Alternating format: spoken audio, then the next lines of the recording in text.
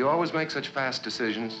Yes, always. Welcome back to Dark Corner's Physical Media Reviews.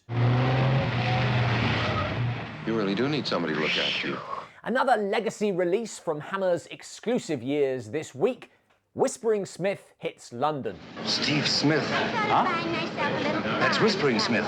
And that was future star Stanley Baker. The film had a contentious development as, according to screenwriter John Gilling, his script, Where is Sylvia, had been reworked by Steve Fisher for American detective Whispering Smith because Hammer had purchased the rights to the character created by Frank H. Spearman. Moreover, they were planning to give credit to Fisher, forcing Gilling to take legal action. Much of this comes to us from Gilling, and the affair left a bad taste in the mouth. It would be 9 years before he returned to the company.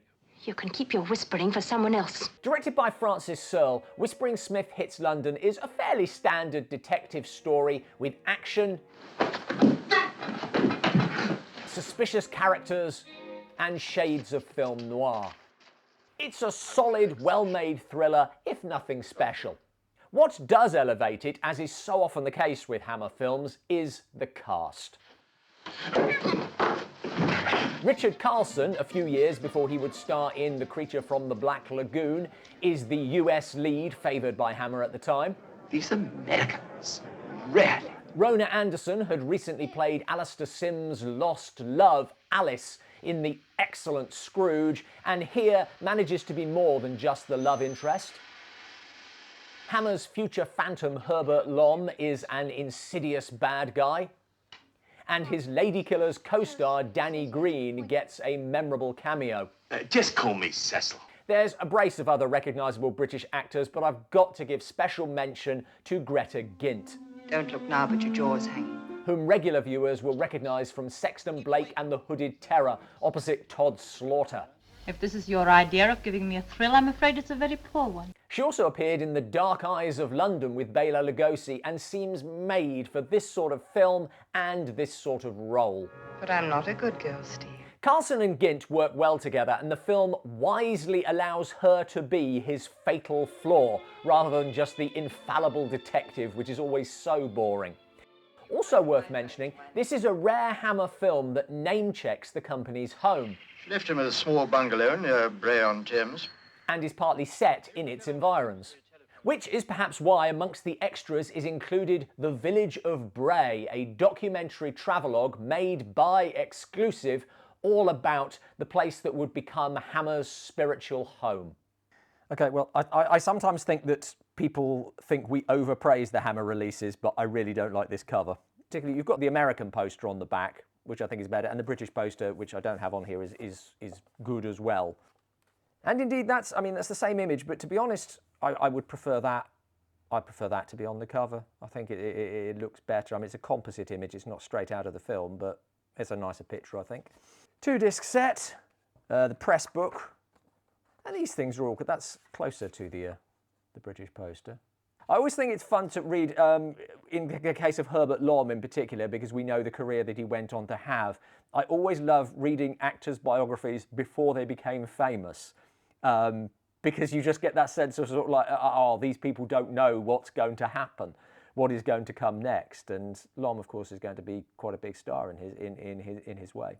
Commentaries are by the BFI's Joe Botting and podcaster Dave Thomas, chatty and giving context on the cast and a bit of history on Whispering Smith, and by historian Richard Hollis and author Gavin Collinson.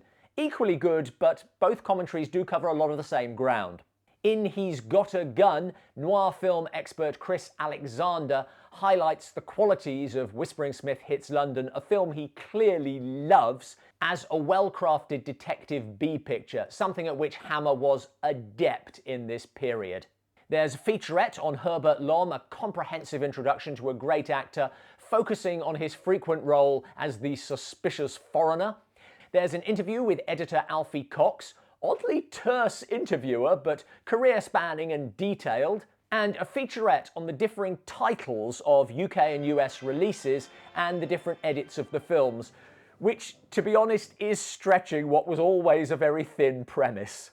Another edition of the Hammer Crime Files. I'm liking these. As we've said before, the quality of these booklets really is great, and there's some very interesting stuff in here. Starting with, as we mentioned in the review, there is the contentious production of Whispering Smith, and this is very detailed covering of the making of it by Wayne Kinsey, and this is a sort of edited version of a much longer article in one of Kinsey's books. One thing you can never fault Wayne Kinsey for is detail, and some lovely behind-the-scenes pictures as well. There's an article here about the character Whispering Smith, who was created in 1906 and is essentially a sort of a cowboy detective. When he arrives at the start of the film, he's wearing a cowboy hat, and then there's no other reference to that. I mean, it's hard to believe these are all the same character as the one in the Hammer film. This, I have to admit, this is my favourite article in this particular booklet. This is all about the career of Greta Gynt. I discovered Greta Gynt only last year when we did our Todd Slaughter special, and I thought she was fabulous in Sexton Blake. The whole thrust of this article is that she was Britain's noir film star, I suppose. You see, I've seen her in the Arsenal Stadium Mystery, but that was before I knew who she was. And I now find myself eager to seek out more of her films, and this will be a good guide. I'm the type who hates or loves at first sight. This is covering Hammer's crime dramas, but how they influenced the later Gothic horrors, because I think that's something that we tend to sort of regard it as there's this early period, and then the Gothic horrors come almost out of nowhere. And what's great is that obviously all these films are laying the groundwork for it if you look. And it's nice to have someone sort of point to specific things about it for you. There's actually 2 articles on Ricard Carlson in this. Carlson, most famously in Creature from the Black Lagoon, but it was in another, there it is, in fact. It Came from Outer Space, another cult classic. And what I like is that we have this, which is essentially a retrospective. This is new to this booklet. And this is a contemporary article about him, an interview with him done in 1951, when he was here shooting Whispering Smith. So it's nice to actually have that contrast between a contemporary article and one that is done in retrospect. Basically, this is an article on Hammer's habit, which lasted right up until Frankenstein, really, of casting American stars in their films with the belief that this would make them more saleable in the US and possibly more watchable in this country as well, because everybody liked, there was something exotic about having an American star. And certainly the idea of casting Frankenstein with an American was very, very much, it was what they were going to go with before Peter Cushing pushed so hard.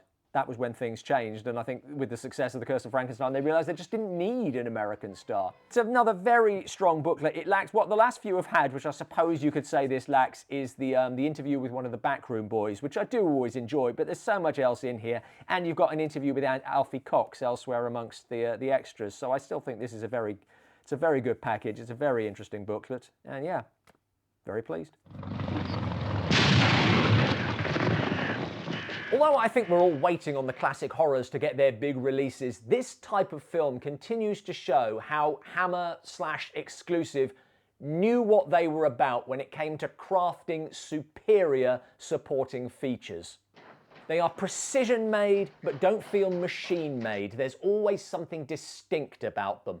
Like Terence Fisher's Blood Orange or The Man in Black, also directed by Francis Searle, Whispering Smith Hits London is engaging, entertaining, and I do think it's a shame it never got a series, which is clearly what Hammer was trying to do, because this is also the era of The Saint Returns and Man Trap, both of them seeming to set up a series that never happened. Thanks for watching. Please like and subscribe. Any thoughts on this film? I don't know why he's called Whispering Smith. What are your favourite film character nicknames? Let us know in the comments below.